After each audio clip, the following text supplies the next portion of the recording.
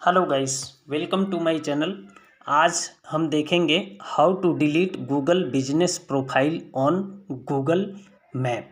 ठीक है, प्रोफाइल को लॉगिन कर लेना है। लॉगिन करने के बाद इस पर क्लिक करना है। आपका प्रोफाइल जैसे ही लॉगिन हो जाता है, इसके बाद आप एक बार चेक कर लीजिए।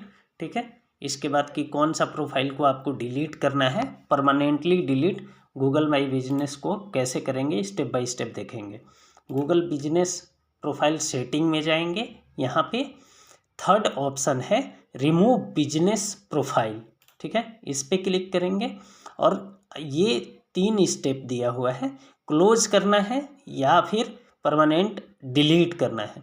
तो remove profile content and manage, इस पर क्लिक करेंगे।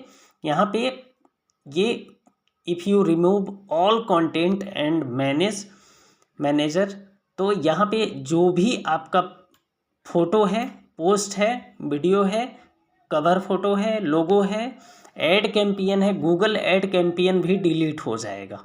ठीक है, इसके बाद अब यहाँ पे पूछ रहा है कि यहाँ पे सबसे last option mark your business as permanently close, ये साइन मार्क आप इसको लॉगिन कर लेना।